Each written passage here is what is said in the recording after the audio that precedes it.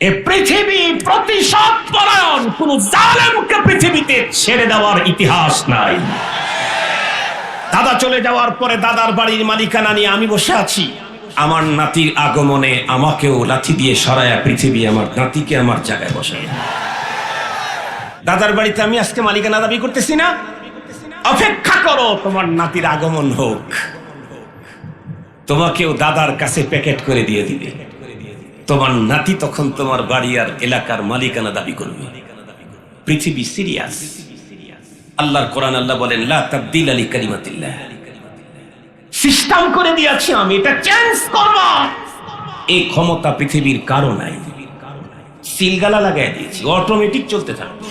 আজ 29 সেপ্টেম্বর 2025 সোমবার দিবাগত রাত জামিয়া ইসলামিয়া আমিনা কওমি মহিলা মাদ্রাসা নোয়াপাড়া যশোর এর ইন্তেজামে আয়োজিত 2 দিন ব্যাপী 22তম সালানা ওয়াজ মাহফিলের প্রথম রজনীর সদরে ইজলাস সম্মানিত সভাপতি মুআজ্জাজ হযরত বুজুর্গ উলামায়ে কেরাম, বিভিন্ন দ্বীনি মাদারিস থেকে আগত আজিজ তালাবা, বিভিন্ন অঞ্চল থেকে সমাগত সম্মানিত সুধী, সর্বপ্রথম মহান আল্লাহ পাকের দরবারে আলিশানে লাখ কোটি শুকর যে রব্বে করিম বড় দয়া করে আমাদের হায়াতকে দীর্ঘায়িত করে আজকের এই মুহূর্ত পর্যন্ত সুস্থ সবল রেখে দুনিয়ার শত ব্যস্ততাকে পিছনে ফেলে রেখে দ্বীনের নিসবতে কোরআন পাকের মুহাব্বতে জান্নাতি আয়োজনে রসুল ঘোষিত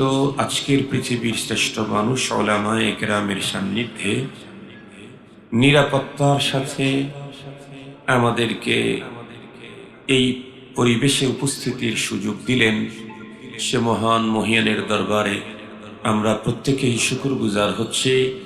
জবান খুলে ভক্তি সহকারে মুহাব্বত নিয়ে দিল থেকে আবেগের সাথে উচ্চ কণ্ঠে সকলেই পড়ে নেই আলহামদুলিল্লাহ। আমি মহিলা মাদ্রাসা হিসাবে একটা আলোচনা দিলে সিদ্ধান্ত নিয়েছিলাম একটা সাবজেক্টের উপরে আলোচনা করবার জন্য।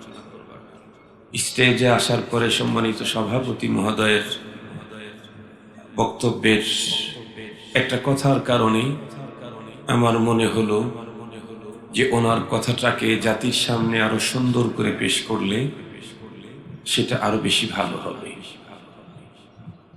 সেটি হলো ওনার বক্তব্যের মধ্যে একটা কথা ছিল যে উনি অন্যান্য প্রতিষ্ঠানে দ্বীনি শিক্ষা এবং শিক্ষক ব্যবস্থার জন্য একটা প্রস্তাবনা উনি দিয়েছেন। আমাদেরকে অনেকেই বলে থাকে যে আপনাদের মাদ্রাসায় জেনারেল শিক্ষা নেই।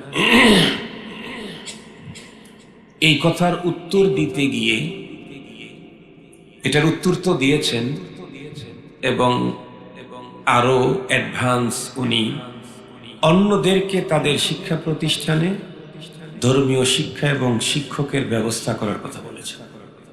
এজন্য ওনাকে অন্তরের অন্তঃস্থল থেকে আন্তরিক মোবারকবাদ। আমি ওনার এই প্রস্তাবের সাথে আরো একটু সুন্দর করে আপনাদের খেদমতে একটা সাবজেক্টের উপরে আলোচনা করলে ওনার এই বিষয়টা কতটুকুন জরুরি এটা ইনশাআল্লাহ আপনারা খুব ভালো করে বুঝতে পারবেন। এজন্য আমার আজকের আলোচনার বিষয়বস্তু হচ্ছে সন্তানের হক। উনি তো অভিভাবকদেরকেই বলেছেন, আমি অভিভাবকদেরকে আজকে ওয়াজ করি। আমিও অভিভাবক, আপনাদের মতোই।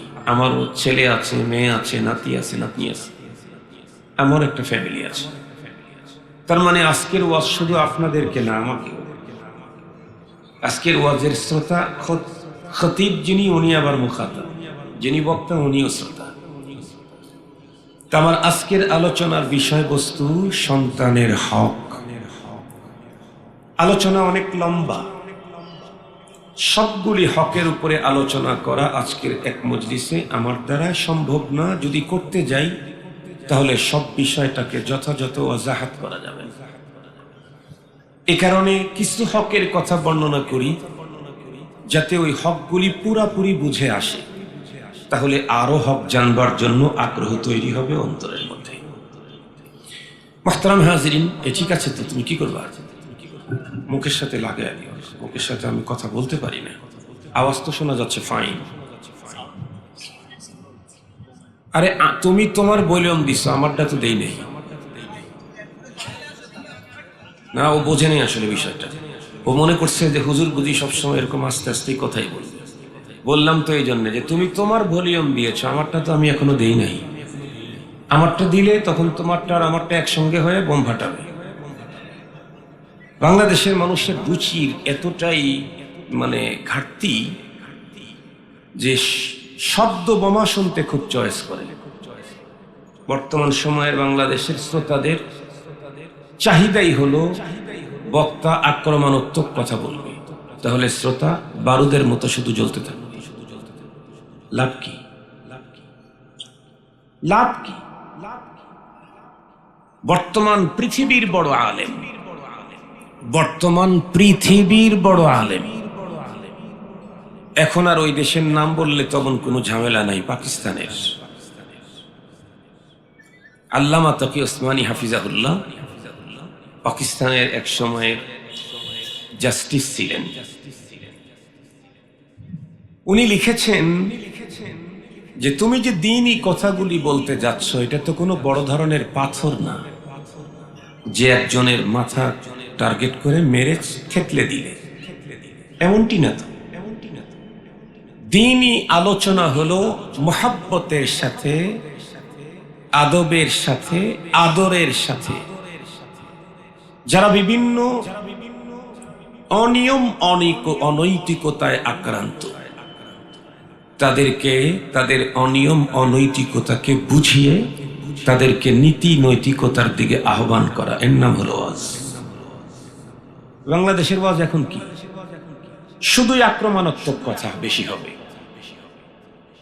আর পতিত সরকার আর অমক সরকার আর অমকের অমকের এগুলির কথা বললে শ্রোতা খুব চয়েস করে। আরে বক্তা আজকে ফাটাইছে, বক্তা ফাটাইছে, তো ফাটায় কি লাভ হইলো? আসতে তো ফাটা দাঁড়ে জোড়া লাগবার লাগে। যেটা ফেটে গেছে, নষ্ট হয়েছে, দূরে গেছে, ওইটাকে জোড়া লাগানোর জন্য হলো ওয়াজ। রুচির পরিবর্তন। এই জন্য ওয়াজ অনেক হচ্ছে, কিন্তু তুলনামূলক ফায়দাটা খুব বেশি হচ্ছে না। ফায়দা বেশি হওয়ার জন্য ওয়াইজ আর বক্তার ভিতরে কিছু গুণাবলী থাকতে হবে। কোন গুণাবলী? যেই গুণাবলী মুহাম্মদুর রাসূল সাল্লাল্লাহু আলাইহি ওয়াসাল্লামের ভিতরে ছিল। আর আল্লাহ পাকের কোরআনে আল্লাহ তাআলা ওয়াজ করার মূল নীতিও বর্ণনা করেছেন। উদউ ইলা সাবিলি রাব্বিকা বিল হিকমাতি ওয়াল মাউইযাতিল হাসানা ওয়াজাদিলহুম বিল্লাতী হিয়া আহসান। বক্তা তো বক্তৃতা করবে, যে মূল উসুল কি সেখানে আল্লাহ পাকের কোরআন আল্লাহ তাআলা বয়ান করে দিয়েছেন। আওয়াজ আপনারা শুনতে পাচ্ছেন তো? আমার মনে হয় এই আওয়াজ আশেপাশে আরো কিছু জায়গায় যাচ্ছে, তবে অনেক বড় শব্দ বোমা হয়ে যাচ্ছে না আর কি। মিষ্টি মিষ্টি কথা শোনেন, এটা দীর্ঘক্ষণ শুনতে পারবেন, আমিও দীর্ঘক্ষণ বলতে পারবো, আপনারা শুনে মজা পাবেন। না শুনতে পারলে আমাকে একটু ইশারা করবেন, কারণ আমি কথা বলতেছি, আপনারা শুনতে না পারলে তো আমার আশাও বৃথা, আপনাদের আশাও বৃথা।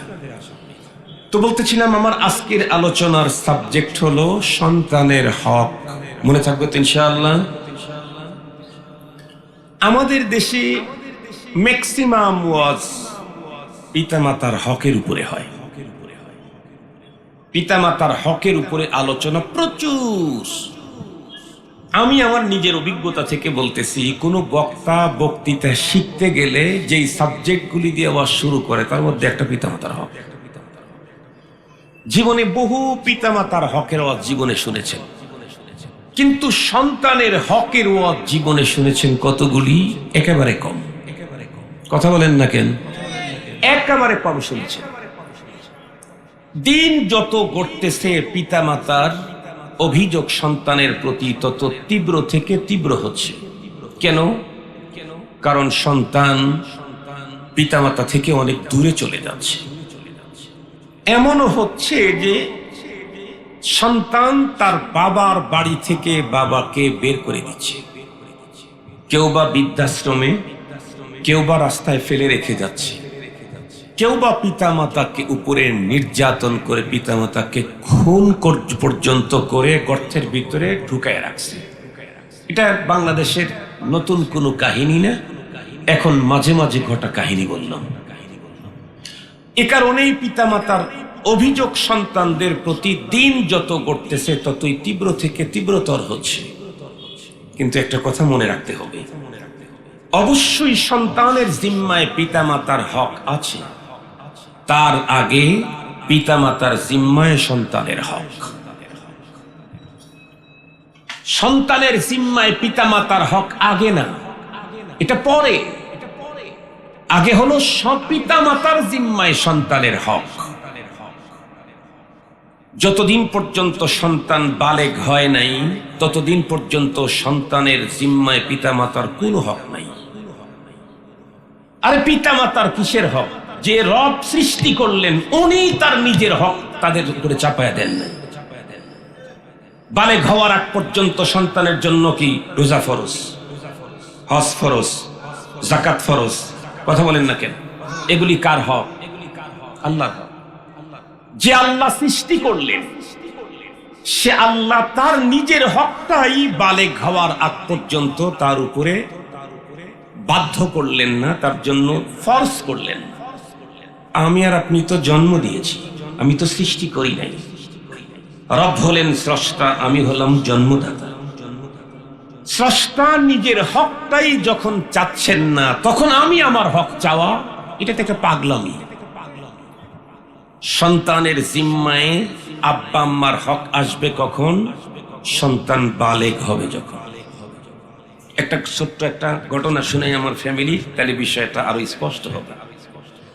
কিছুদিন পূর্বে আমার ছেলে ও আলেম পটিয়া মাদ্রাসা থেকে দাওরা হাদিস পাশ করছে, ব্যবসা করে, পাশাপাশি একটা মাদ্রাসা এই কিছু পড়ায়। তো ও আমার সামনে সাথে দেখা করতে আসছে জরুরি একটা কাজে। ওর কাছে দেখি একটা R15 হুন্ডা। আমি তো ওরে ওই হুন্ডা কিনে দিইনি, আমি অন্য একটা হুন্ডা ওরে কিনে দিয়েছি, জিক্সার। তো হুন্ডা দেখে আমি জিজ্ঞাসা করলাম, বাবা এই হুন্ডা কার? সে আমাকে বলে, আব্বু এটা আমার ফ্রেন্ডের। তুমি অন্যের হুন্ডা নিয়ে চলছো কেন? এ কথা বলে আবার জিজ্ঞেস করলাম, তুমি কি হুন্ডা কিনে ফেলছো নাকি?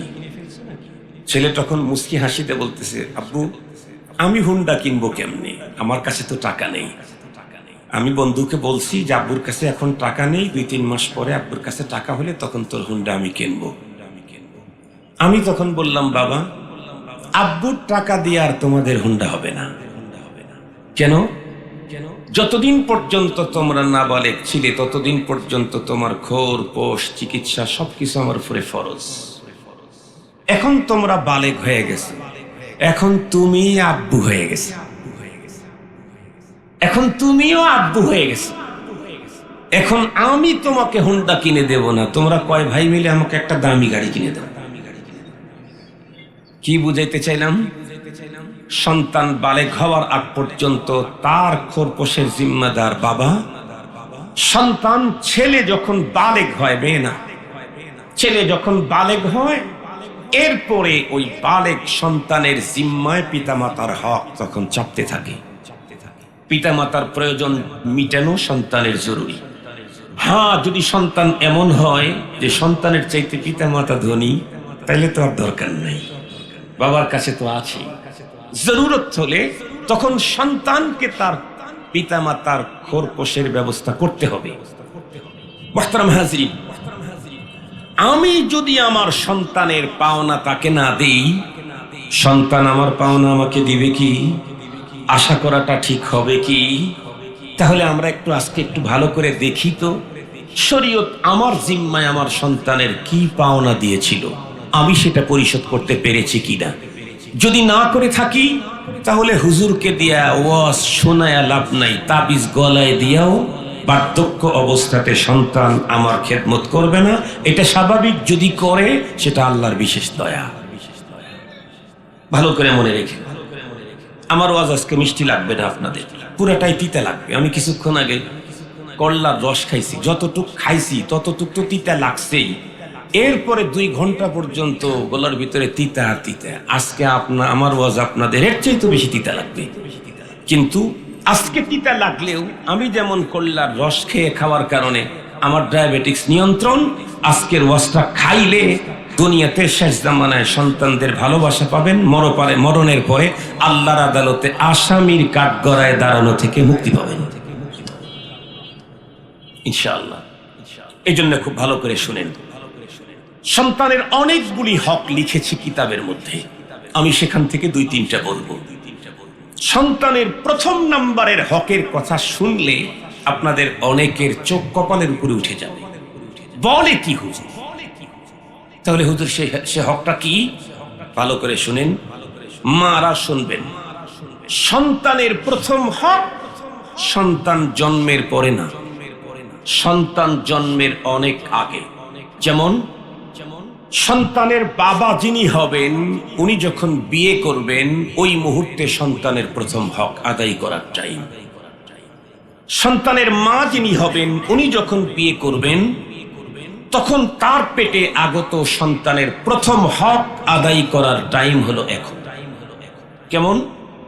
সন্তানের বাবাকে দেখে শুনে ভেবে চিনতে সতী সাধুরী দিনদার নামাজি ভদ্র একজন মা সন্তানের জন্য চয়েস করতে হবে।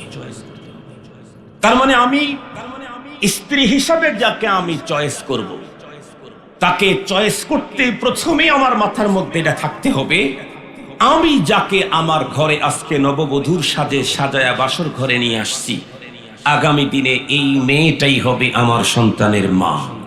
নাকি সন্তান অন্য জায়গা থেকে কিনে নিয়েবেন? কথা বলেন না কেন? এই মেয়েটাই আগামী দিনে আমার সন্তানের মা। সঙ্গত কারণে আমি যাকে আমার বাসর ঘরে যাকে স্ত্রী হিসেবে নিয়ে আসছি, প্রথমে তার চরিত্র দেখা দরকার, তার ক্যারেক্টার দেখা দরকার, তার ক্যারিয়ার দেখা দরকার, তার স্বভাব দেখা দরকার, তার ভদ্রতা দেখা দরকার, তার দিনদারি দেখা দরকার। এগুলি যদি আমি না দেখি, সৌন্দর্য দেখলাম, সম্পদ দেখলাম, ফ্যামিলি স্ট্যাটাস দেখলাম, এগুলি দেখে বিয়ে করলাম, কিন্তু তার চরিত্র, স্বভাব, আখলাক, তার ভদ্রতা, সভ্যতা, দিনদারি কিছুই দেখলাম না, বরং আমি যাকে বিয়ে করেছি সে পরমা সুন্দরী, অনেক বড় ডিগ্রি দাঁড়িয়ে, বড় ফ্যামিলি, সম্পদের কোনো অভাব নাই, মাগার তার অবস্থা হলো এই, নিজের ঘরে খাবার খেলে তার উদর ভরে না, ওই হাজার পুরুষের মাঝে দাঁড়িয়ে ফাস্টফুডের দোকানে চিপাচিপি করে খানা খেলেই তার মজা লাগে। যে বয়ফ্রেন্ডকে নিয়ে রাতের পরে রাত আর দিনের পরে দিন ট্যুরে যেতে যে মজা করে, যে বাবা মা কোনো নীতি নৈতিকতার কথা বললে বাবার সামনে চোখ রাঙায়, মা তাকে আদর্শের কোনো কথা বললে মাকে মারতে উদ্যত হয়, সে যতই সুন্দরী হোক, যতই ডিগ্রিদারি হোক এবং যতই টাকার মালিক হোক, যত বড় উচ্চ ফ্যামিলিরই হোক, আর যাই হোক, এই মেয়েকে ঘরে নিয়ে আসলে ওর পেট থেকে যেই বাচ্চা জন্মগ্রহণ করবে সে যদি ছেলে হয়, ও মেয়ে হয়েই বাবার উপরে চোখ রাঙিয়েছে, ওর পেটের ছেলে তো বড় হওয়ার পরে নীতি নৈতিকতার কথা বললে বাবার চোখ তুলে ফেলবে, বাবার চোখ তুলে ফেলবে।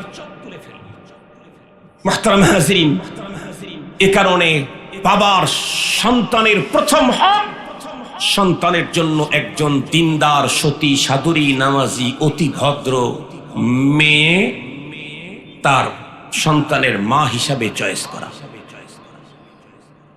মার প্রথম হক কি সন্তানের বেলায়? সেম হক। আজকের সময়ে, বর্তমান সময়ের অধিকাংশ মেয়ে এবং মেয়ের অভিভাবক যারা, তাদের ফার্স্ট চয়েস হলো সরকারি চাকরি। First choice. আমার কাছে তথ্য আছে, ব্যারিস মিডিয়া থাকে না, আমার এলাকায় একজন ছিল, মূর্খ সূর্খ মানুষ, মারা গেছে। সে আমার বিয়েরও মধ্যস্থতা করতে চেয়েছিল, কিন্তু হয় নাই আর কি। তা আমি একদিন ওরে জিজ্ঞেস করছি, কি খবর? আমাদের সিরাজগঞ্জের ঘটক বলে, ঘটক বলে নাকি? তা বলছি, কি খবর ঘটক সাহেব? এলাকার মানুষ, অসহায় গরিব মানুষ, মোহাব্বত করি আর কি, ভালোবেসে বলছে, কি খবর ঘটক সাহেব? এখন তো ব্যবসা খুব ভালো। কেমনে? বলে এখন তো প্রচুর ছেলে মেয়ে, আগে তো সারা গ্রামে 3টা যুবক ছেলে পাওয়া যেত না, 3-5টা যুবতী মেয়ে পাওয়া যেত না, এখন তো প্রচুর। বলে হুজুর আপনারা তো হুজুর মানুষ, দিন দুনিয়ার খবর নাই, যুবক যুবতী প্রচুর হইলে কি হবে, এখন ঘটক লাগে না, ওরাই ঠিক করে। কি বলছে? এখন ঘটক লাগে না, ওরাই ঠিক করে। তা বললাম আরে ওরা ঠিক করলেও 50-50ও যদি হয় তাও তো তোমাদের অভাব নাই। বলে হুজুর দিন দুনিয়ার খবর নাই আপনাদের কাছে, ওরা ঠিক করে এমনই বেশি, 2-4টা যদি আমরা সিটফুট পাই অভিভাবকের মাধ্যমে, সেখানে মেয়ের বাবার প্রথম চয়েস হলো সরকারি চাকরিজীবী। তাহলে আমি যে তথ্যটা বললাম এটার অবাস্তব হওয়ার সম্ভাবনা নেই। আমি জিজ্ঞাসা করলাম সরকারি চাকরিজীবী খোঁজে কেন? সে তখন উত্তর করে, আমি ওনাকে বললাম আমি তো জানি সরকারি চাকরির চাইতে প্রাইভেট চাকরিতে বেতন অনেক বেশি, সুবিধা বেশি। তো বলে হুজুর আমি তো আগেই বলছি দুনিয়ার অনেক খবরই জানেন না, প্রাইভেট চাকরিতে বেতন বেশি হলে কি হবে, সুবিধা বেশি হলে কি হবে, সরকারি চাকরিতে বেতন যতই কম হোক কিন্তু উপরি কামাই অনেক বেশি। উপরি কামাই বুঝেন না কি আপনারা? টেবিলের উপরের দিয়া না নিচ দিয়া? আর কথা বলেন না কেন? ওপেনে না গোপনে? ওপে এখন এবার ওপেন। আমি জিজ্ঞাসা করতে চাই কোন মেয়ের বাবা যদি এই উপরি ইনকামের জন্য কোন ছেলেকে তার মেয়ের হাজবেন্ড হিসেবে চয়েস করে, তার অর্থই হলো মেয়ের বাবা কোনো হালাল খোরকে চয়েস করে না, হারাম খোরকে চয়েস করে। আপনারা বলুন তো দেখি, উপরি বলতে যেটা আছে এটা হালাল না হারাম? আর হারামে যে আরাম নাই এই ওয়াজ 24-এর পরে দরকার নাই। হারামে যে কি নাই এই ওয়াজ 24-এর পরে আবার নতুন করে ওয়াজ করা দরকার আছে? এলাকার দিকে তাকাইলেই তো বোঝা যায় যারা সবচেয়ে বেশি আরামে ছিল এখন তাদের খোঁজই পাওয়া যেতেছে না। কোন দেশে আছে, কোন হালতে আছে, কাদের সাথে আছে, কাদের পাশে আছে, খোঁজই পাওয়া যাচ্ছে না। তার মানে হারামে আরাম নাই। হারামের এই যেটা দেখতেছেন এটা হলো সিম্পল। আল্লাহর কোরআন আল্লাহ বলেন وَلَنُذِيقَنَّهُم مِّنَ الْعَذَابِ الْأَدْنَىٰ دُونَ الْعَذَابِ الْأَكْبَرِ لَعَلَّهُمْ يَرْجِعُونَ। আল্লাহ পাক বলেন এই পৃথিবীতে অপরাধের যে শাস্তি তোমাদের উপরে আসে এটা হলো সিম্পল, এটা সিম্পল শাস্তি। এই সিম্পলটা কেন দেই? যাতে আর জীবনে পরবর্তী সময়ে কখনোই তুমি অপরাধের দিকে অগ্রসর না হও। এই প্রশ্ন আসে ফাইনাল শাস্তি কবে হবে? আল্লাহর কোরআন আল্লাহ তাআলা বলেন কুল্লু নাফসিন দাইকাতুল মাউত ওয়া ইন্নাকুম তুওয়াফাউনা উজুরাকুম ইয়াওমাল কিয়ামাহ। আল্লাহ বলেন প্রতিটি প্রাণীকেই মৃত্যুর স্বাদ গ্রহণ করতে হবে, আর তোমরা তোমাদের কৃতকর্ম ভালো হোক আর মন্দ হোক উভয়টার ফাইনাল পাওনা পাইবে আখিরাতে। কে বলছেন? আল্লাহ। কে বলছেন? আল্লাহ। وَإِنَّكُمْ تُوَفَّوْنَ أُجُورَكُمْ يَوْمَ الْقِيَامَةِ فَمَنْ زُحْزِحَ عَنِ النَّارِ وَأُدْخِلَ الْجَنَّةَ فَقَدْ فَازَ। আর একটা মেসেজ দিলেন আল্লাহ, কি? এই দুনিয়ার মানুষ, হঠাৎ করে কেউ মন্ত্রী হলো, হঠাৎ করে এমপি হইলো, হঠাৎ করে গভর্নর হয়ে গেল, হঠাৎ করে দলপতি হলো, হঠাৎ করে কোটিপতি হলো, তোমরা তাকে সফল কাম মনে করো। রব কি বলেন?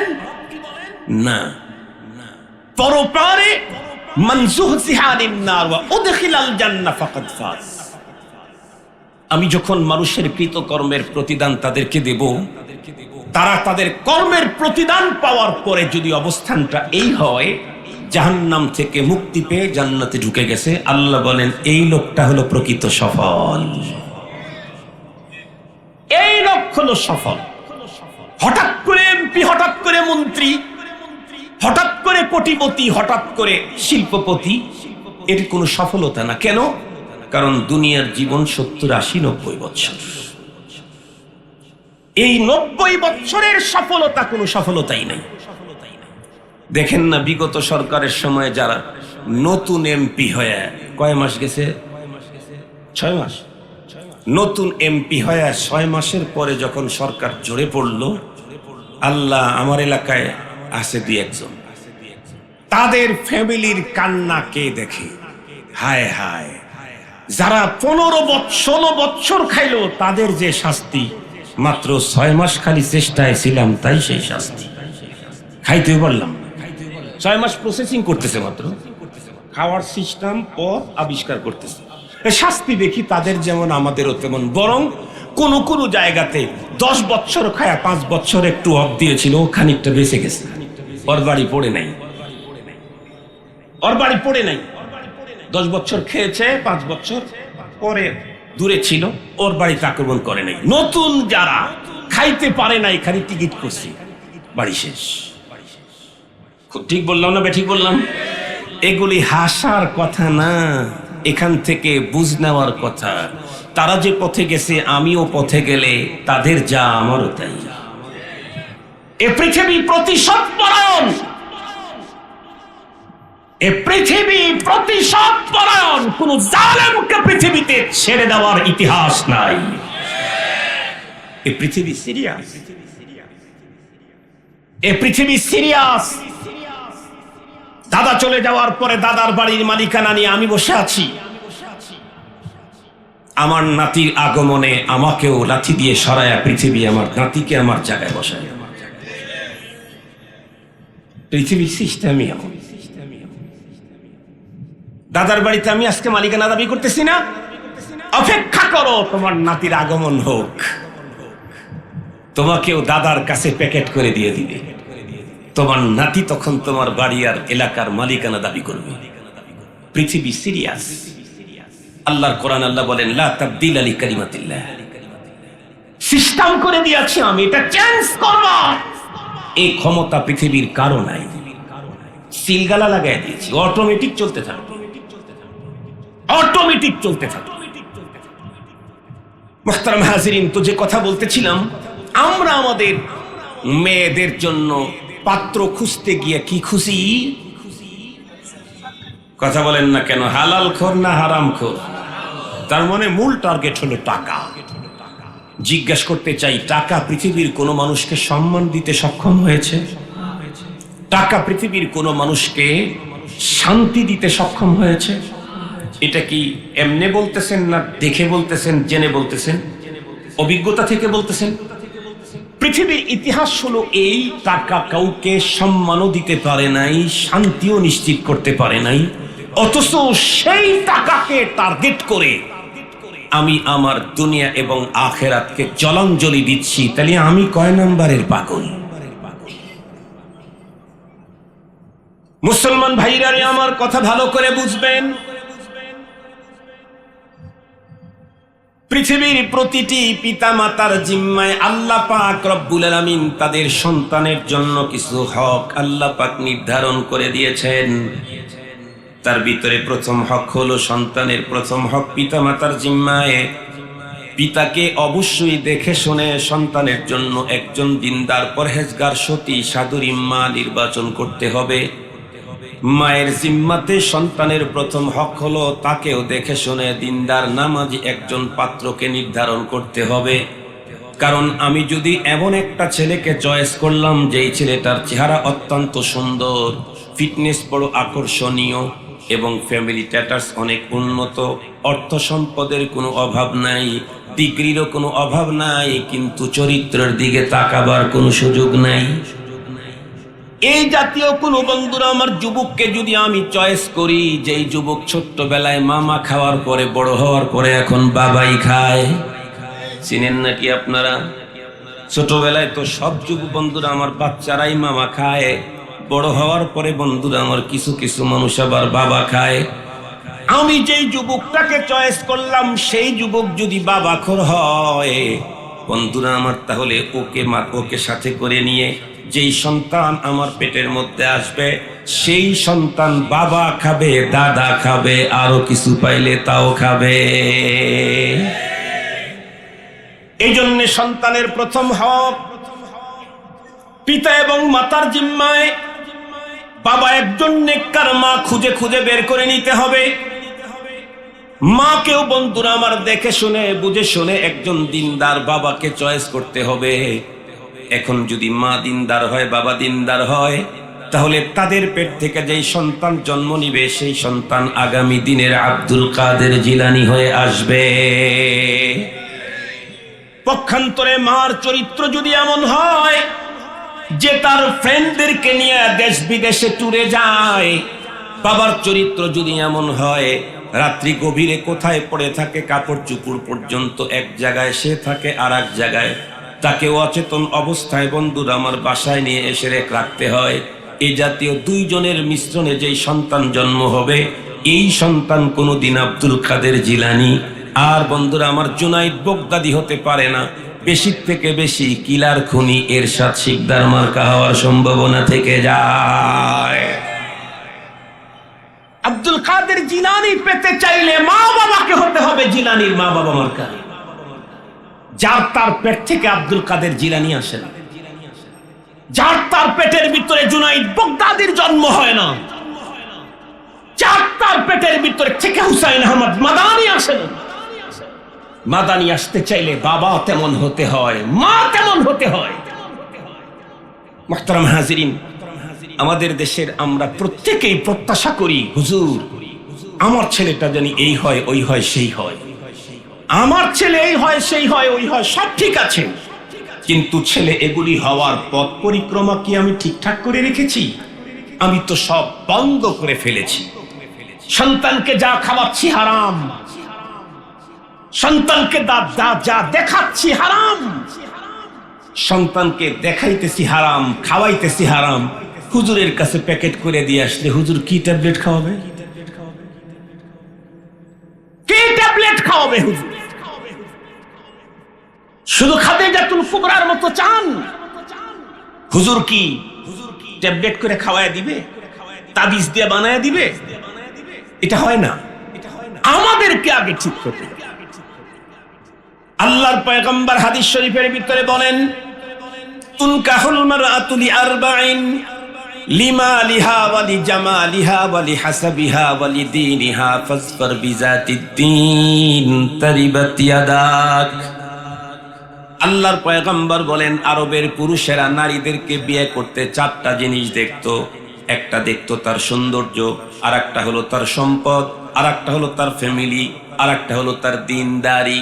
আমি রাসূল তোমাদেরকে বলছি তোমরা দিনদারিটাকে মূল বানায়া একজন মেয়েকে দেখো। যদি তার ভিতরে দিনদারি পাওয়া যায় তাহলে এখন দেখো অন্য তিনটা পাওয়া যায় কিনা। হ্যাঁ, দিনদারি আছে, সৌন্দর্য আছে বলে তাহলে আলহামদুলিল্লাহ, আর এখান থেকে মুখ ফিরিয়ে নিও না। বলে দিনদারি আছে, সৌন্দর্য আছে, সাথে সাথে আবার সম্পদও আছে, সুম্মা আলহামদুলিল্লাহ, এই নারী থেকে তুমি তোমার মুখটাকে ফিরিয়ে নিও না। বলে দিনদারি আছে, সৌন্দর্য আছে, সম্পদও আছে, ফ্যামিলি স্ট্যাটাস তো অনেক উন্নত। বলে সুম্মা আলহামদুলিল্লাহ, এই জাতীয় নারী থেকে কখনোই তুমি মুখ ফিরিয়ে নিতে পারো না।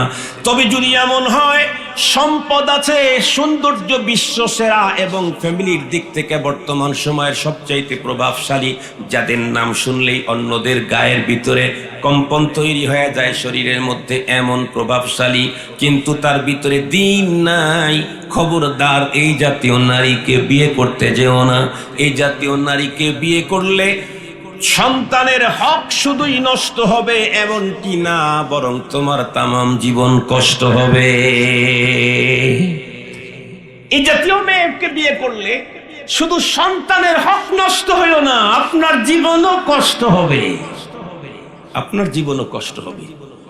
আমার এই ওয়াজ শোনার পরে অনেকের মনের মধ্যে আসতেছে, হায় হায় হুজুর, আপনি সে আসল ওয়াজটা করলেন, কিন্তু এই বয়সে কে, আমি তো আগে জানি নেই, ওই জাতীয় একটা বিয়ে করে ফেলেছি, কষ্টতে হুজুর মাঝে মাঝে মনে হয় আত্মহত্যা করি, এত জ্বালা, এত পরে এই ওয়াজ করলেন কেন হুজুর? এই ওয়াজটা তো আরো আগে দরকার ছিল। মুহতারাম হাজিরিন, আমরা যারা দাদা হয়ে গেছি, যদি ওই জিনিসগুলি না দেখে বিয়ে করেছি, ঝামেলায় পড়েছি, এখন কি করব আমরা? আমরা যারা বাবা হয়ে গেছি, 3 সন্তান ঘরে আসছে, সে আমাকে শান্তি দেয় না। অফিসে থাকি মোটামুটি ভালো, বাসায় ঢুকলেই সেমি জাহান্নাম। আছে না নাই? কথা বলেন না কেন? আপনারা যদি এখন 30 খতম করেন নাই নাই নাই নাই নাই, তারপরও খান সাহেবকে বিশ্বাস করাইতে পারবেন না। কেন? খান সাহেব তো ঢাকা শহরের 2-3টা কেন্দ্রীয় মসজিদের খতিব।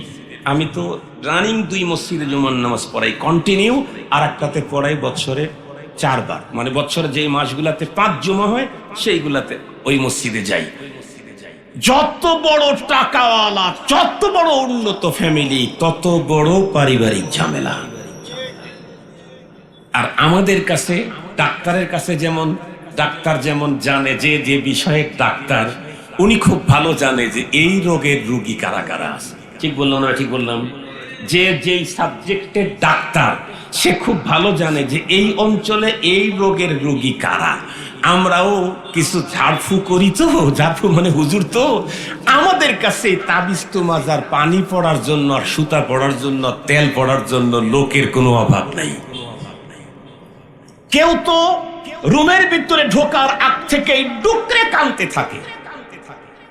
এমনটি হয়েছে আমার অনেক লোকের সাথে। বয়োবৃদ্ধ মানুষ, 70+ বয়স, স্বাস্থ্যবস্তু ভালো, ডুকরে কাঁদতেছে। লোকটাকে দেখে আমার মায়া হয়ে গেল। হাজার বুঝাইতে থাকি কিন্তু উনি বুঝ দেন না, শুধু আমার বুকে মাথা রেখে কান্দা শুরু করছে। আমি তার পিঠে হাত বুলাইলাম, মাথায় হাত বুলাইলাম, মুরব্বী একটু শান্ত হন, দুনিয়াতে দুঃখ তো কোনো দুঃখ না। কেন? কোরআনে আছে, হাদিসে আছে, পৃথিবীতে যদি কোনো মুমিন হয়ে থাকে তার জীবনের যত দুঃখ আসবে, এমন কি পথ চলতে যে উষ্টা খায়, হাদিসে আছে, এর দ্বারায় আমার জীবনের হয় গুনাহ মাফ হয়, না হয় পরপারে মর্যাদা বাড়ে, প্রমোশন হয়। সঙ্গত কারণে দুঃখ আমি দুঃখ হিসাবে নেব না। সঙ্গত কারণে দুঃখ আমি কি হিসাবে নেব না? দুঃখ হিসাবে নেব না। ঝামেলা আমি ঝামেলা হিসাবে নেব না। আমি অনেক সময় কথা বলি আমার ফ্রেন্ডদেরকে, শোনো, قُلْ لَنْ يُصِيبَنَا إِلَّا مَا كَتَبَ اللَّهُ لَنَا هُوَ مَوْلَانَا وَعَلَى اللَّهِ فَلْيَتَوَكَّلِ الْمُؤْمِنُونَ। আল্লাহ তার রাসূলকে বলেন, কুল, আপনি বলেন না ওগো রাসূল, লান ইউসিবানা ইল্লা মা কাতাবাল্লাহু লানা, আমার জীবনে তো তাই ঘটবে যা রব আমার জন্য বাজেট দিয়েছে, এর বাইরে কিছু হবে না। রব যদি আমার জন্য জুতার মালা বাজেট দিয়ে থাকেন, আসবে। রব যদি আমার জন্য ফুলের মালা দিয়ে থাকেন, আসবে। রব যদি আমার জন্য মানুষের কপালে, আমার কপালে মানুষের চুমু লিখে থাকেন, চুমু দিবে। রব যদি আমার কপালে মানুষের জুতার বাড়ি লিখে থাকেন, জুতার বাড়ি আসবে। তবে আমি এর জন্য বিচলিত নই, আমি এর জন্য পেরেশানি করি না। কেন? লা ইউসিবানা ইল্লা মা কাতাবাল্লাহু লানা, রবের সিদ্ধান্ত যা তাই হবে, আমি বিচলিত হয়ে লাভটা কি? এর চাইতে বড় কথা হলো আমার জীবনের যত দুঃখ, ধাক্কা, বেদনা, প্রতিটার বিনিময়ে আখিরাতে আমি বিআহসানি মা কানু ইয়ামালুন, অনেক অনেক অনেক অনেক অনেক উন্নত করে আমি পেয়ে যাব। সুবহানাল্লাহ বলবেন না একটু? তো ভুলে গেছেন সুবহানাল্লাহ কথা। মুহতারাম হাজিরিন, তো আমি যে কথা আপনাদের খেদমতে বলতেছিলাম, ওই ভদ্রলোক এসে ডুকরে কেঁদে বললেন, তার কন্ডিশন হলো এই, বাড়ির সদস্য হলো 6 জন, গাড়ি হলো 9টা। গাড়ি কয়টা? 9টা। বাড়ির সদস্য হলো 6 জন, গাড়ি 9টা। তার মানে অফিসে যাওয়ার এক গাড়ি, কোনো মিটিং এ যাওয়ার জন্য আলাদা গাড়ি, বাজার করার জন্য আলাদা গাড়ি। আরেকজন বড় লোক, অনেক টাকার মালিক, 3 শিফটে তার কর্মচারীরা কাজ করে। এক শিফটের কর্মচারীর সংখ্যা 45,000। কর্মচারী বলতে শ্রমিক, কর্মচারী আলাদা তো আছে। 45,000 শ্রমিক যার এক শিফটে কাজ করে, 3 শিফট আছে। এই লোকের ইনকাম, প্রতিদিনের টাকা পয়সা কেমন লেনদেন বুঝেন? এতটাই কষ্ট যে যে কষ্টের কারণে নিজের ঘরে থাকতে পারেন না, 15 দিন 21 দিন পর্যন্ত লা মেরিডিয়ান হোটেলে গিয়া থাকতে হয়। হোটেলের নামটা আবার বলে ফেললাম, না জানি আল্লাহর বান্দার কাছে আবার এই ওয়াজ যায় নাকি। পরে বলবে, হুজুর বাঁচাইছে আল্লাহ, আপনি আমার নামটা বলেন নাই, শুধু হোটেলের নামটাই বলছেন। আল্লাহ হেফাজত করুন। এটা আসলে হাসার কথা। কি পরিমাণে দুঃখ ভিতরে থাকলে, কি পরিমাণে ব্যথা ভিতরে থাকলে নিজের ঘরকে ছেড়ে দিয়ে হোটেলে দিনের পরে দিন হাফসিল্লা কাটান লাগে।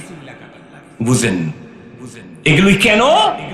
পয়গম্বর যে নির্দেশনা দিয়েছিলেন সেই নির্দেশনা মানা হয় নাই।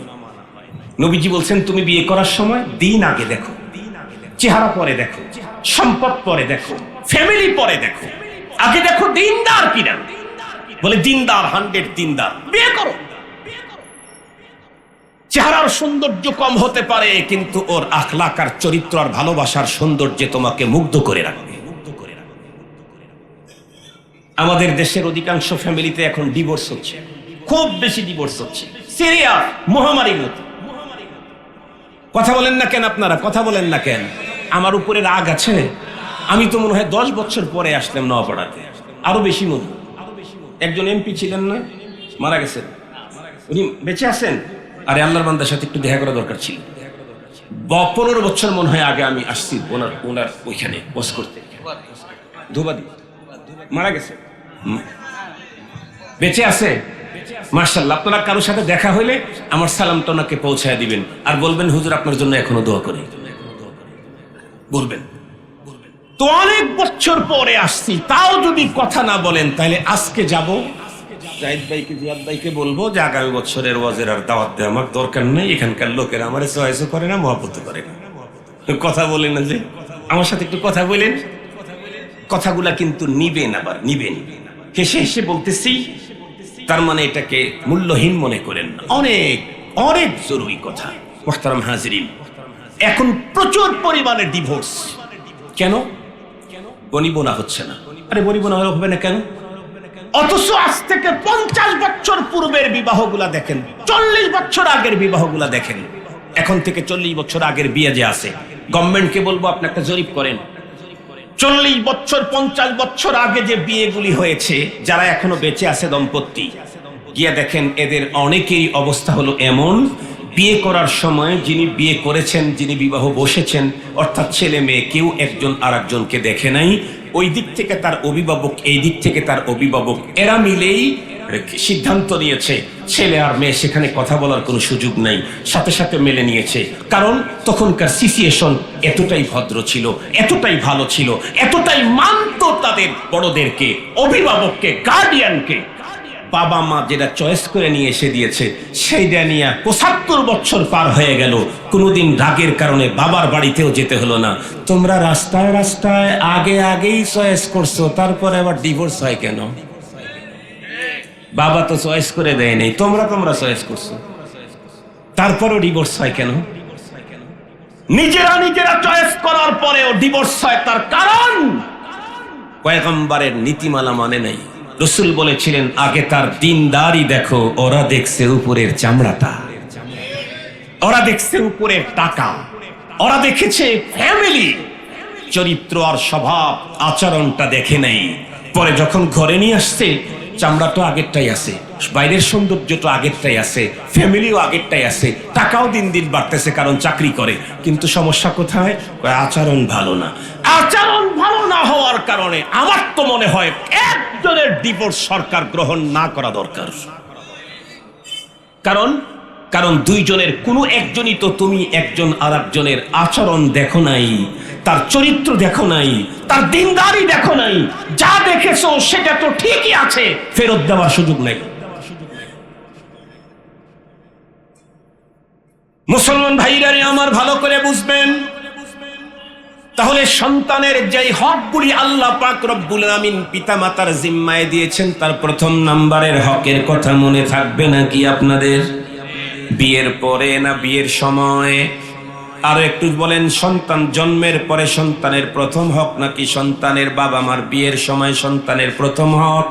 বাবার জন্য জরুরি সে যেন একজন দিনদার মা ঠিক করে, মায়ের জন্য জরুরি সে যেন একজন দিনদার ছেলের সঙ্গে নিজের জীবনটাকে ছপে দেয়। কারণ দিনদার পুরুষ, দিনদার বাবার, বন্ধুরা আমার, মুসলব থেকে যেই সন্তানটা দুনিয়ার ভিতরে আসবে সে দিনদার হবে, এমনটাই স্বাভাবিক। খুব ভালো করে বুঝবেন। দ্বিতীয় নাম্বারের সন্তানের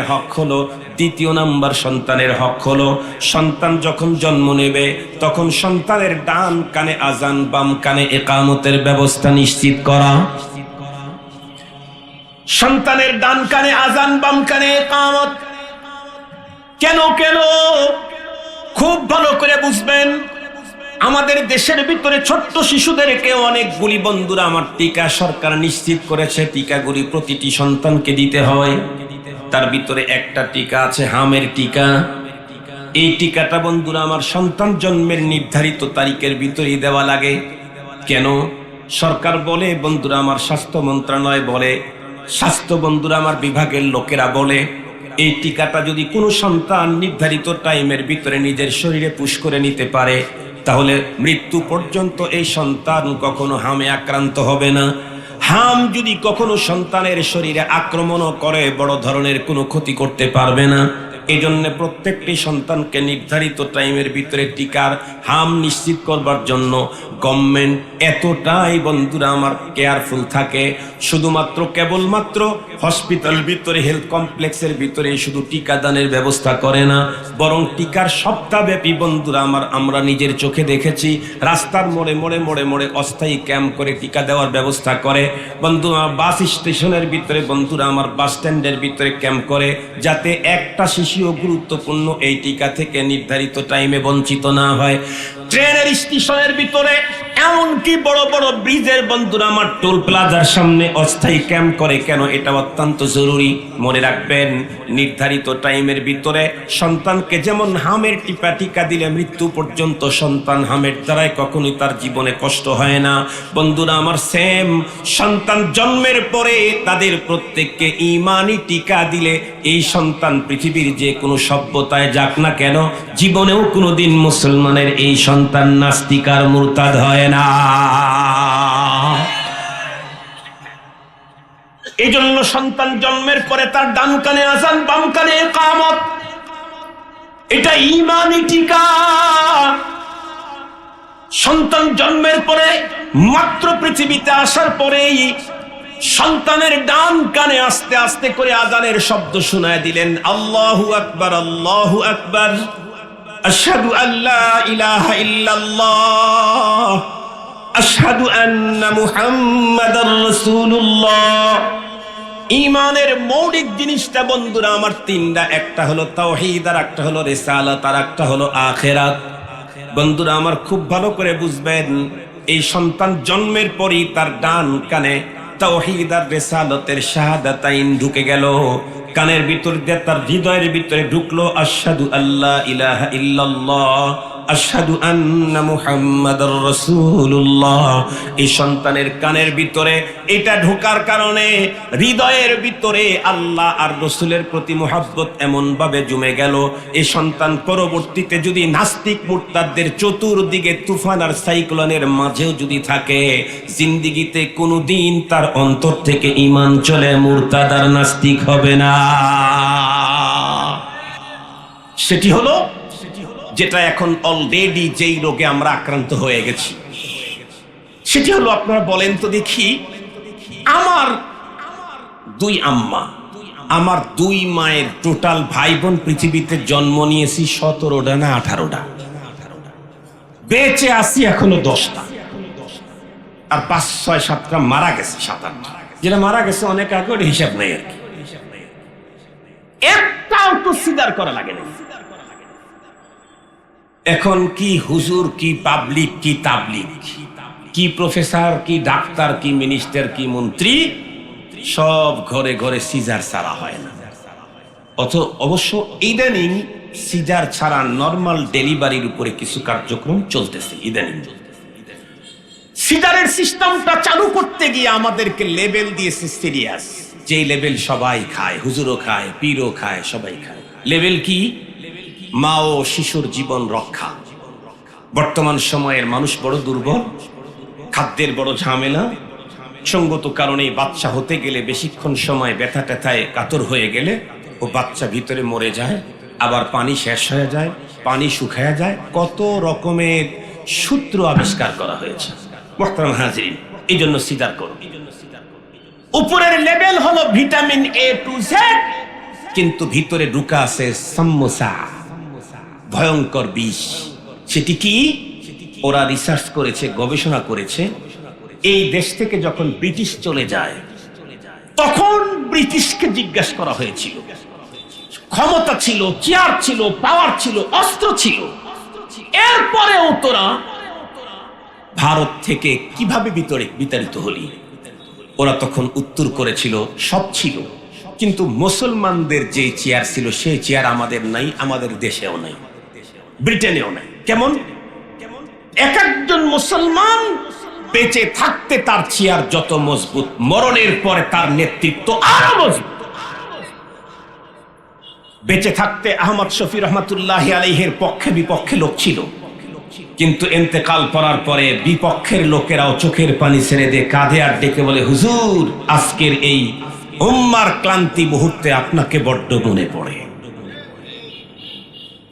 মুহতারাম হাজিরিন, খুব ভালো করে মনে রাখবেন, হযরতে শাহজালাল রহমাতুল্লাহ আলাইহি দুনিয়া থেকে বিদায় নিয়েছেন। সুবহানাল্লাহ, টাইম তো পার হয়ে গেছে। 11:15 বাজে। 11:15 বাজে। হ্যাঁ, 11:15। আচ্ছা ঠিক আছে। মুহতারাম হাজিরিন, শেষ হয় নাই সময়, আমি 50-এ শুরু করছি, তার মানে 6 মিনিট আছে আলহামদুলিল্লাহ। মানে আমার ওয়াজের এই নেশা বলো 1 ঘন্টা, তো আপনাদের মুহাব্বত আর ভালোবাসার কারণে আমি আরো 10 মিনিট বাড়ায় দেবো ইনশাআল্লাহ, অসুবিধা নেই। পেরেশানি করেন না, আমি শাইখুল হাদিস সাহেবের ছাত্র। শাইখুল হাদিস সাহেব আমাদেরকে বলতেন যে তুমি কি মনে করছো, তোমরা কি মনে করছো যে আমি এক হাদিস পড়ানের শাইখুল হাদিস? আমি একদিনে এক হাদিসের তকরির যেমন 1 ঘন্টা ব্যাপী করতে পারি, বুঝাইতে পারি, একদিনে 30 পৃষ্ঠাও পড়াইতে পারি, সেই শাইখুল হাদিস আমি। আপনারাও মনে করেন না যে হুজুর একটা বুঝাইতে এত টাইম লাগবে, তাহলে আর গুলা মনে হয় বুঝাইতে পারবে না। পেরেশানি করেন না, সবগুলা 100 বুঝবেন ইনশাআল্লাহ, আল্লাহ তৌফিক দিলে ইনশাআল্লাহ। তো আমি যে কথাটা বলতেছিলাম, কি জানি বলতেছিলাম,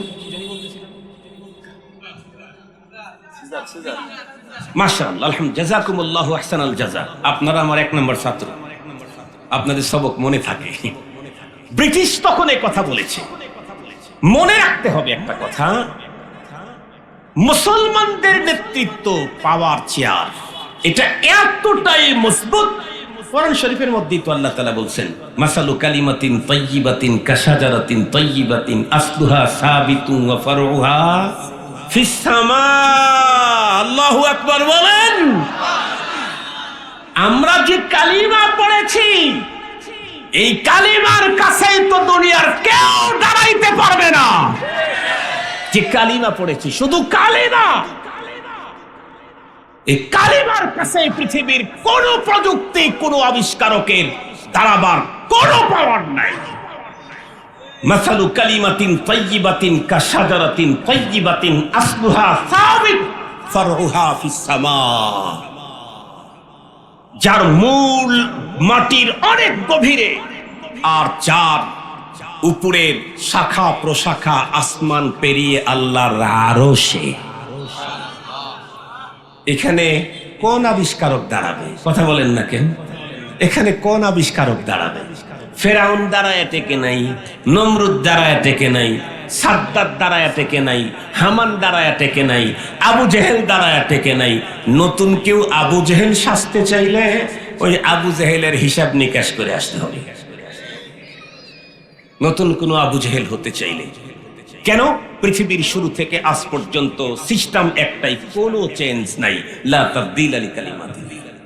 মুহতারাম হাজিরিন, তো আমি যেই কথা আপনাদের খেদমতে বলতেছিলাম, সন্তানদের যে হক আল্লাহ আমাদের জিম্মায় দিয়েছেন, ও বলতেছিলাম ওই যে সন্তানদেরকে ইহুদিরা যে সভ্যতা দিয়েছে, আমাদেরকে যে সিস্টেম দিয়েছে, সেটা হলো উপরে দিয়েছে মা ও শিশু স্বাস্থ্য জীবন রক্ষা, কিন্তু ভিতরে মূল লক্ষ্য হলো যে মুসলমানের সন্তানদেরকে আমরা যে শিক্ষা দিয়ে আসলাম, যখন চলে যায় লর্ড, তখন তো বলে গেছে ছেড়ে গেলাম হিন্দুস্তান, কিন্তু এমন এক শিক্ষানীতি দিয়ে গেলাম যেই শিক্ষানীতির অধীনে শিক্ষা গ্রহণ করলে হিন্দুস্তানের সন্তানেরা জন্মগত হিন্দুস্তানি হলেও মন মানসিকতা, সভ্যতার, কালচারের দিক থেকে হবে ব্রিটিশ মার্কা। কিন্তু এ পর্যন্ত তো আলহামদুলিল্লাহ স্বাধীনতার পরবর্তী 60, 65, 70 বছর তো প্রায় হয়ে গেল, ব্রিটিশ চলে গেছে, তাই না?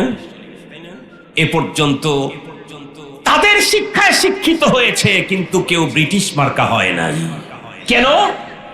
কারণ এদেশের মুসলমান তুমি যে জার্ম দিয়েছো, এই জার্মকে প্রথমেই মেরে ফেলার জন্য জন্মের পরেই তাকে টিকা দেওয়া হয়। কথা বলেন না কেন? কিছুদিন আগে টিকা আসছিল না, করোনা করোনা করোনা, মনে আছে নাকি আপনাদের? কোভিড টিকা, কোভিড টিকা প্রথমে একটা, এরপরে দুইটা, এরপর আবার বুস্টার। এই বুস্টার টুস্টার আছে নাকি এখন? আর আরো জোরে বলেন। নাই। চূড়ান্ত করোনার ভাইরাস যখন, তখন সরকার আশ্বস্ত হলো, টিকা বের হয়েছে, সারা দুনিয়া আশ্বস্ত। কেন? তাহলে কি হবে? ভাইরাস যত ভয়ঙ্করই হোক, টিকা দিয়ে দিলে ভাইরাস আর খেলতে পারবে না। তাম পৃথিবীতে নাস্তিকতাবাদের যতই তুফান চলুক, মুসলমানের সন্তানের জন্মের পরে ডান কানে আজান বাম কানে ইকামত যত সময় দিলে ওরে আর নাস্তিক বানাইতে পারবে না, পারবে না, পারবে না। এই জন্য মুসলমান খুব ভালো করে বুঝবেন,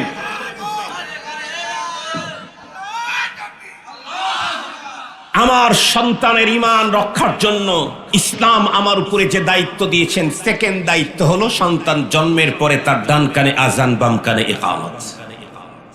এখান থেকে বঞ্চিত করার জন্যই তো সিজার। আমরা স্পষ্ট বলে দিই, কারো যদি প্রয়োজন হয় সিজার করার, করবেন, কোনো সমস্যা নাই শরীয়তে, তবে চেষ্টা করবেন মেয়ে ডাক্তার দিয়ে করানোর জন্য। আলহামদুলিল্লাহ বাংলাদেশে কিছু কিছু হসপিটাল অত্যন্ত সুন্দর, অত্যন্ত সুন্দর। মোহতারাম হাজিরিন, কিন্তু তার আগে হাসপাতাল কর্তৃপক্ষের সাথে মিট করে নিতে হবে। বাচ্চাটাকে বের করার পরে একেবারে জরুরি কাজ যখন শেষ হবে, সাথে সাথে আমাদের কাছে নিয়ে আসবেন। বলে কি? বলে আমরা একটা টিকা দেব। হায় হায়, ডাক্তার আমরা টিকা দিবেন আপনারা? না, আমাদের টিকায় কিছু ব্যবহার হবে না, শব্দ টিকা দেব। কি টিকা? শব্দ টিকা। আমার কিছুদিন আগে এক নাতনি আসছে, আমি ওর ডান কানে আজান বাম কানে ইকামত দিলাম। দেওয়ার পরে আমার দিলটা তখন তৃপ্তিতে ভরে গেল। আলহামদুলিল্লাহ, ইনশাআল্লাহ আমার নাতনি জীবনে কোনোদিন নাস্তিক মুরতাদ হবে না, কারণ আমি টিকা দিয়েছি, ঈমানি টিকা।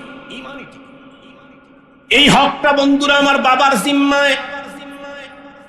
সন্তানের ডান কানে ইকামত, ডান কানে আজান বাম কানে ইকামতের মূল জিম্মাদার হলো বন্ধুরা আমার বাবা। কারণ মা তো তখন জীবন মরণ সন্ধিক্ষণে দাঁড়ানো থাকে। মা বাঁচবেন কিনা মরে যাবেন, বাবা বন্ধুরা আমার দেশে থাক আর দেশের বাইরে থাক, সন্তানের জন্য আজানের ব্যবস্থা করে দিতে হবে। তৃতীয় নাম্বার, খুব ভালো করে মনে রাখবেন, সন্তানের যাদের সক্ষমতা আছে তারা সন্তানের জন্য আকিকা করবে। এটা সন্তানের পাওনা। আকিকার দ্বারা আল্লাহ পাক রব্বুল আমিন সন্তানকে হাজার হাজার মুসিবত থেকে মুক্ত করে দেন। যাদের সক্ষমতা আছে খুব ভালো করে মনে রাখবেন, আকিকার দিন সন্তানের মাথাটাকে নাড়া করে দিবে এবং চুলগুলাকে শুকায়া ওজন দিয়ে যদি পারে স্বর্ণ দেবে, না হয় চাঁদি আল্লাহর রাস্তায় খরচ করে দিবে। যাদের সক্ষমতা আছে, যাদের নাই তাদের জন্য বন্ধুরা আমার কোনো জরুরি নাই। তবে মনে রাখবেন, সন্তানের জন্য বন্ধুরা আমার গুরুত্বপূর্ণ আরো একটা সন্তানের পাওনা পিতা মাতার কাছে 7 দিনের দিন আকিকা যখন করবে তখন তার জন্য একটা নাম নির্ধারণ করবে। তবে সেই নামটা যেন হতে হয় অত্যন্ত সুন্দর ইসলামী নাম। আল্লাহর হাবিব বলেন, মান গুলিদা লাহু ওয়ালাদুন ফালইউহসিন ইসমাহু ওয়া আদাবাহু ফাইদা বালাগা ফালইউযাব্বিজহু ফাইন বালাগা ওয়া লাম ইউযাব্বিজহু ফাআসাবা ইসমান ফাইন্নামা ইসমুহু আলা আবি। সন্তান পিতামাতার কাছে সুন্দর একটা নাম পাওনাদার পায়। দুঃখের সাথে বলতে হয়, বর্তমান সময়েও আলহামদুলিল্লাহ পিতামাতারা অনেক বেশি অ্যালার্ট, অনেক বেশি সজাগ, আগের তুলনায় অনেক বেশি সজাগ।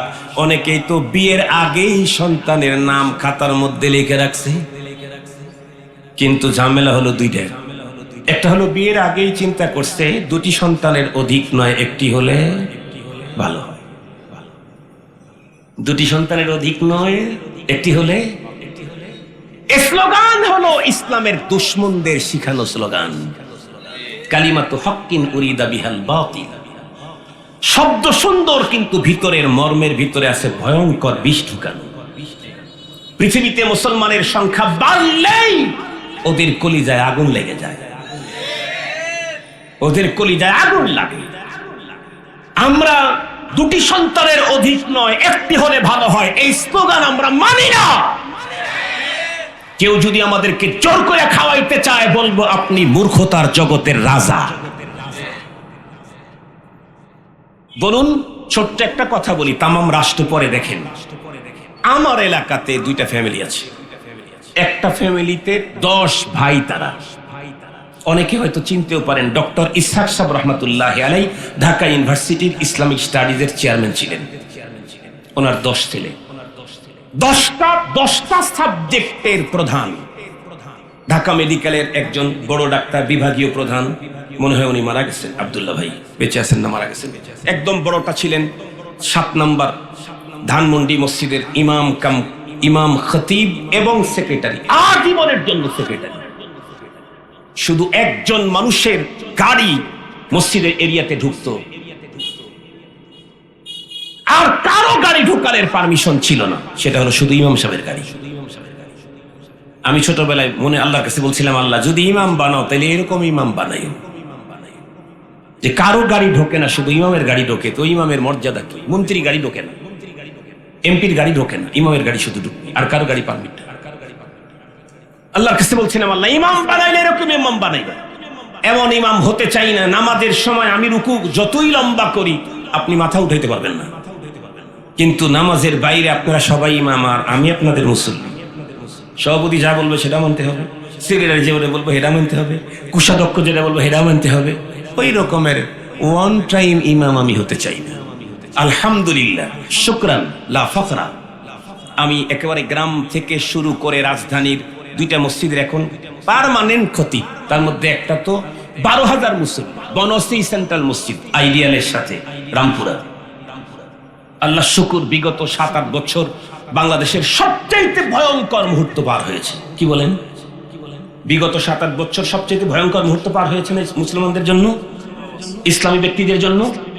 আলহামদুলিল্লাহ, কোনো দিন কোনো অবস্থাতে কেউ এসে আমার সামনে কথা বলে নাই। আল্লাহ শুকুর, এটা আল্লাহর দয়া, আমার ক্রেডিট না। জ্বরে বক পড়ে ফকিরের কারামতি বাড়ে, এটা কথা আছে না? আল্লাহর দয়া হয়েছে তাই। আল্লাহ শুকুর, আলহামদুলিল্লাহ। স্পষ্ট মঞ্চেই বলি, নামাজে যেমন আমি রুকু করার আগে আপনি প্রেসিডেন্ট হলেও রুকু করার অনুমতি নাই, নামাজের বাইরেও আমার উপরে কথা বলার পাওয়ার আপনাদের নেই, আপনি যেই হন। আমি যখন বসছি এই চেয়ার কার? সব মুসল্লিদেরকে ওয়াজ করতেছি, বনশ্রীর মুসল্লিরা তো এখানে নাই, আপনাদেরকে ওয়াজ করতেছি। খতিব সাহেব যেই চেয়ারে বসে, এই চেয়ারটা কার জন্য প্রথম বানানো হয়েছে? মুহাম্মদুর রাসূলুল্লাহ। কথা বলেন না কেন? এই চেয়ারটা সর্বপ্রথম কার জন্য বানানো হয়েছে? আর একটু জোরে বলেন। ওই চেয়ার মেম্বার তৈরির আগে পয়গম্বর খেজুর গাছের মরা ইসের সাথে টেক দিয়ে খুতবা দিতে সর্বপ্রথম মুহাম্মদ রাসূলুল্লাহ সাল্লাল্লাহু আলাইহি ওয়াসাল্লামের জন্য যা বানানো হয়েছে। দুনিয়ার সিস্টেম কি? দুনিয়ার সিস্টেম হলো ব্যক্তির চাইতে চেয়ারের দাম বেশি।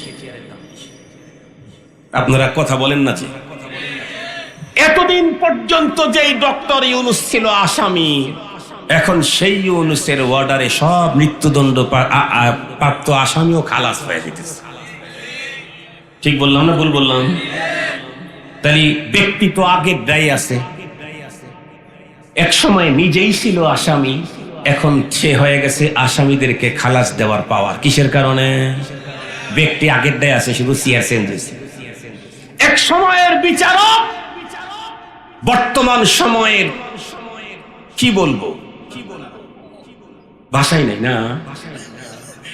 এক সময়ের বিচারক পলাতক না, বর্তমান সময়ে সেই বিচারালয়ের মানে ডিম নিক্ষিপ্ত তাও বালোডা না পোষাডা একজন আসামি। কালামানিকের কথা ভুলে গেছেন মনে হয়? কালামানিকের কথা ভুলে গেছেন? 116 জন আলেমের নামের তালিকা করেছিল শায়েস্তা করার জন্য, তার ভিতরে আমি 37 নম্বর। আলহামদুলিল্লাহ, আমি 37 নম্বর। আলহামদুলিল্লাহ। বলেন তো দেখি, কালামানিক রে কি আমরা ধরতে গেছি? কে ধরছে? আরো জোরে বলেন না। খোদায় ধরছে, খোদায়, আল্লাহ ধরছে। সবকিছুর সাথে সব জায়গায় 2 নম্বরই চলে। ছোটখাটো তার আছে এখানে একটু হাত টাত দিয়েছেন আপনি, ভালো এক্সপার্ট ইলেকট্রিশিয়ান, কিছু হবে না। কিন্তু ওই যে উপরের যে কয়েক হাজার পাওয়ারের তার আছে, ওখানে ইলেকট্রিশিয়ান যে ইলেকট্রিক তৈরি করছে, ও হাত দিলেও আর বাঁচবে না। ঠিক বললাম? সব জায়গায় হাত দেওয়া লাগে না। আল্লাহর কোরআন আল্লাহ তাআলা স্পষ্ট বলতে, আল্লাহ তাআলা হাদিসের মধ্যে আসে নাকি, মান আদালি ওয়ালিয়ান ফাকাদ আদানতুহু বিল হক। হাদিস আল্লাহ পাক, আল্লাহ হাদিসে কুদসি, আল্লাহ পাক স্পষ্ট বলে দিয়েছেন, আমার বলি যারা, দোস্ত যারা, আমি যাদেরকে দোস্তি পাচ্ছি, এদের সাথে যদি কেউ দুশ্মনী রাখে, তাহলে আমি রব তাদের সাথে যুদ্ধের ঘোষণা দিলাম। ওরা হুজুরদেরকে ধরে টরে মনে করছিল যে এতগুলা হুজুরে ধরলাম কিছুই তো হয় না, তাহলে মনে হয় আর আল্লাহর ওলি হয় নাই, দোস্তে খাতায় নাই। কিন্তু যেই তারিখ 31 পার হয়ে, 32 পার হয়ে, 33 পার হয়ে, 34 পার হয়ে, 35 পার হয়ে 36-এ গেছে, তখন বুঝছে হায় হায় কাদেরকে হাত দিয়েছিলাম। ঠিক বললাম না? 36-এ কথা বলেন না কেন? 36-এ তার মানে কি পৃথিবীর ইতিহাসে জুলাই মাস কোনোদিন 36-এ হয়েছে? বাংলাদেশে হয়েছে। পৃথিবীর ইতিহাসে কোথাও 36-এ জুলাই নাই। উলামায়ে কেরামের শরীরে হাত দেওয়ার কারণে জুলাইকে 36 বানায় ছেড়ে দিয়েছে আল্লাহ। আগামী দিনে যারা ক্ষমতার স্বপ্ন দেখতেছেন, আগের থেকে রেডি হন। আমগো কোনো পেরেশানি নেই। কেন?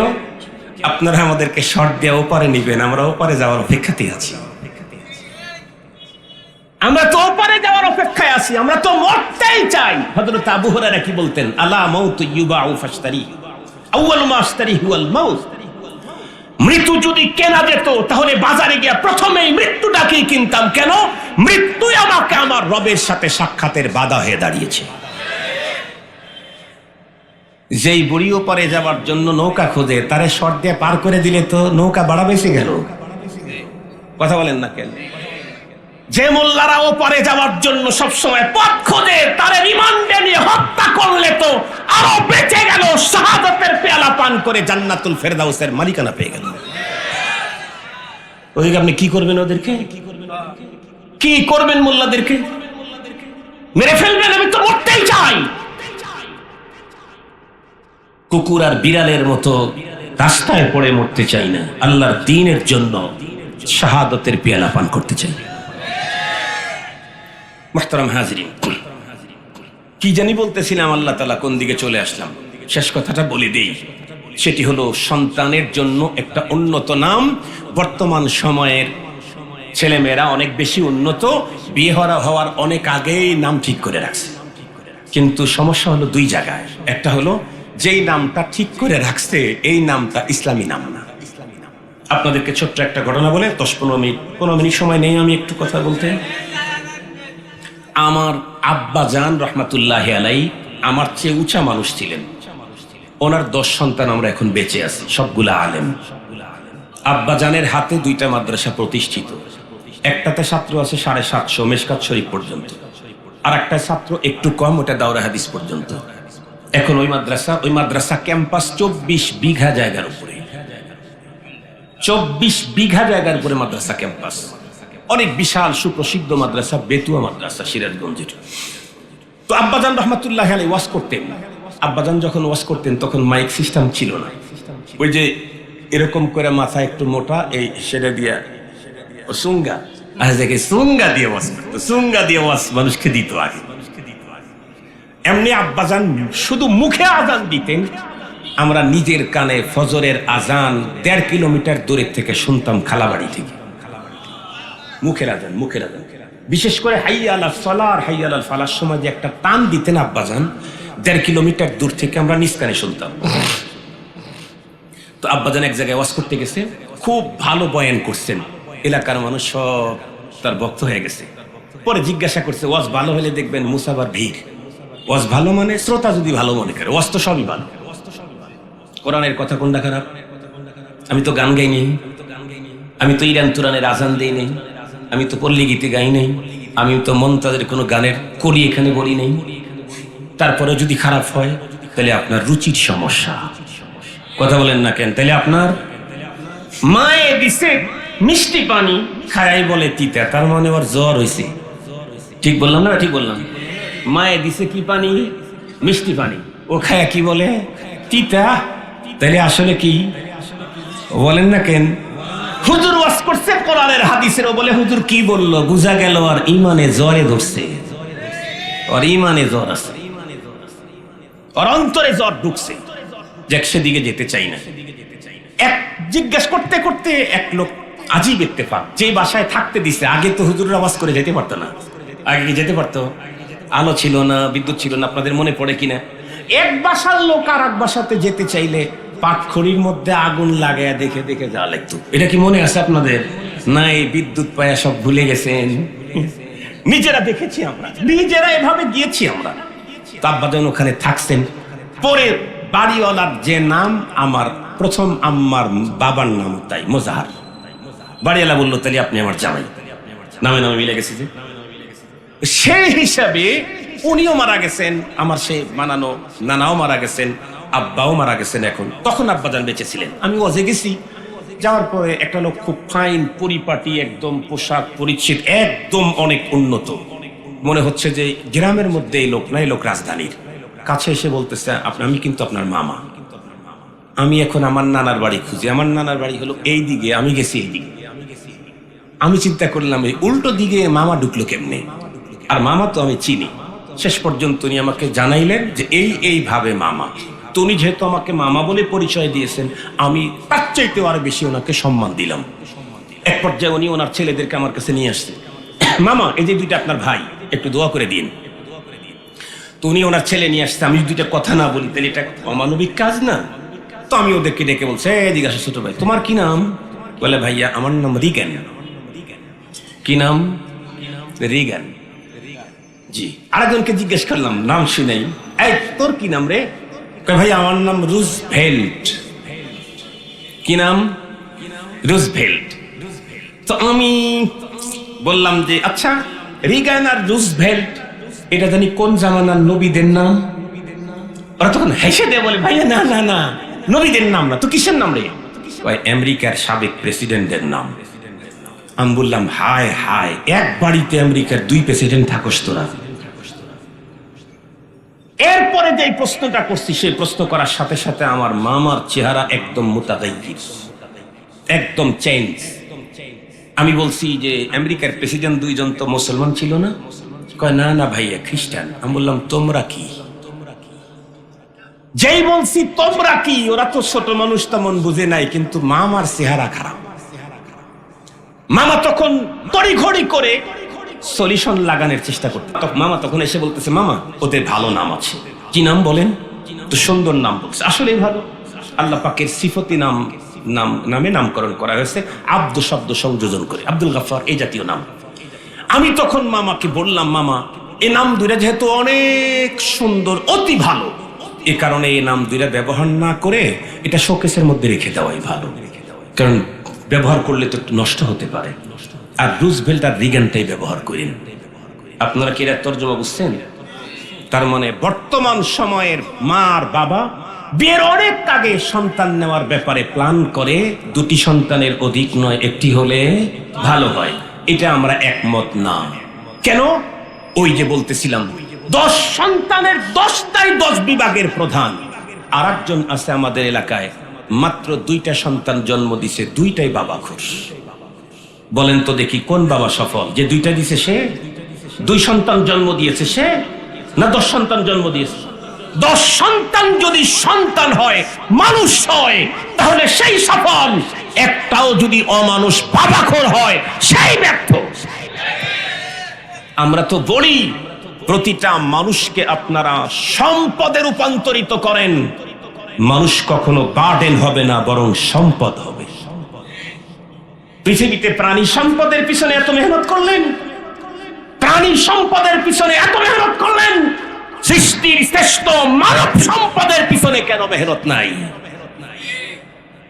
মেহনত করতে পারেন না, মানবকে কমানোর চেষ্টা করেন। আপনাদেরকে পাবনায় চিকিৎসা করে নিয়ে দেওয়া, চিকিৎসা করা দরকার। মুসলমান ভাইরা আমার খুব ভালো করে বুঝবেন, সন্তান পিতা মাতার কাছে সুন্দর নাম পাও না, এ প্রসঙ্গে হাকিমুল উম্মত মুজাদ্দিদুল মিল্লাত শাহ আশরাফ আলী থানভী রাহমাতুল্লাহি আলাইহির একটা ঘটনা আপনাদেরকে শোনায় আওয়াজ শেষ করে দেব, আর দুইটা কথা 3 মিনিট বলে এই ঘটনার পরে উনি বলেন, ইন্ডিয়ার ভিতরে একজন বন্ধুরা আমার অনেক বড় বড় লোক, ধনী বিত্তবান, সে একবার লম্বা সফর করবে, ট্রেনের সফর, অনেক কিছুই বন্ধুরা আমার লাগেজ ব্যাগেজের ভিতরে নিয়ে যেতে হবে। চিন্তা করলো একা একা লাগেজ ব্যাগেজ গুলি এক জায়গা থেকে আর এক জায়গায় স্থানান্তরিত করা কষ্ট, সঙ্গত কারণে একটা কাজের ছেলেকে সঙ্গে করে নিয়ে গেল। কিন্তু চিন্তা করে দেখলো ফার্স্ট ক্লাসের টিকিট ওর জন্য মানায় না, ওকে লাস্ট ক্লাসের টিকিট করে দিল, নিজে ফার্স্ট ক্লাসের টিকিট করে বন্ধুরা আমার কাজের ছেলেকে বলল আমার লাগেজগুলি ফার্স্ট ক্লাসে কম্পার্টমেন্টে উঠায়া দেওয়া হলো। এরপরে মনি বন্ধুরা আমার মহাজন তাকে খুব কড়াকড়ি আইন করে দিল, বেশি বেশি কিন্তু ঘুমাস, আমি কিন্তু অমুক স্টেশনের মধ্যে নামবো, নামার সাথে সাথে ট্রেন দাঁড়ানোর সাথে সাথে দৌড়ে এখানে আসবি, ব্যাগেজ বহন করার জন্যই তো তোকে নিয়ে আসলাম এত টাকা দিয়ে টিকিট করে। ঠিক আছে স্যার, অসুবিধা নাই। দুইজনে মিলে যখন পথ চলা শুরু করলো, হাকিমুল উম্মত মুজাদ্দিদুল মিল্লাত আশরাফ আলী থানভী রাহমাতুল্লাহি আলাইহি লেখেন, আজীব ইত্তেফাক, আল্লাহ পাকের ফয়সালা। কিছু দূর যাওয়ার পরে বন্ধুরা আমার মালিকের পাতলা পায়খানা আর ইয়াস ডায়রিয়া শুরু হয়ে গেল। দেখতে দেখতে বন্ধুরা আমার একদম নার্ভাস হয়ে গেল। ট্রেনের লোকেরা চিন্তা করলো ট্রেনের ভিতরে তো এই রোগীকে চিকিৎসা দেওয়ার মতো কোনো ব্যবস্থা নাই, নির্ধারিত স্টেশন পর্যন্ত যেতে যেতে লোকটা হয়তো পানি শূন্যতায় মারা যাবে, ওর সঙ্গে কে আছে না আছে বন্ধুরা আমার এই খবর তো আর কোনো ট্রেনের কর্তৃপক্ষের জানা নাই। আর বন্ধুরা আমার আল্লাহর বান্দা যে শ্রমিক তার কাজের জন্য গেছে, ও তো মজায় মজায় ঘুমাইতেছে, সিট পাইলেও ঘুম, না পাইলেও ঘুম। এই আল্লাহর বান্দাকে ট্রেনের লোকেরা একটা প্ল্যাটফর্মের মধ্যে নামায়া দিয়ে চলে গেল নির্ধারিত স্টেশনের আগেই। যে স্টেশনে তারে নামায়া দিল, এলাকাটা ছিল হিন্দু অধ্যুষিত এরিয়া।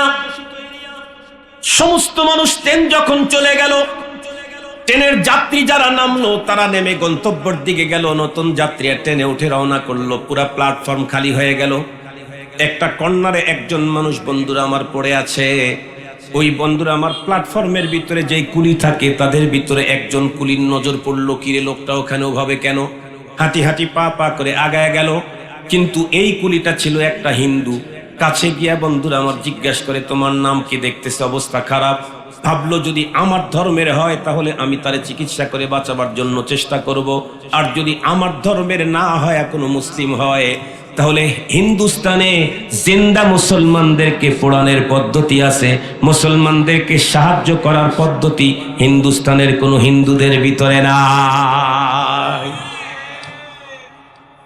বাংলাদেশের মুসলমান আর আমাদের মতো হুজুরেরা হিন্দুদের বন্ধুরা আমার তাদের উপাসনালয়ে পাহারা দেয়, এই ইতিহাস আছে। আর হিন্দুস্তানের হিন্দুরা মুসলমানদের ঘর বাড়ি তো দূরের কথা, মসজিদ পর্যন্ত বুলডোজার দিয়ে ভেঙ্গে দেয়, সেই ইতিহাস গতকালকেও ঘটে।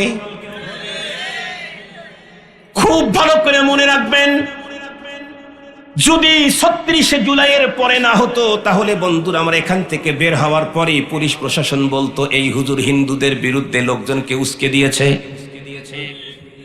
আসলে কি আমি উস্কে দিলাম?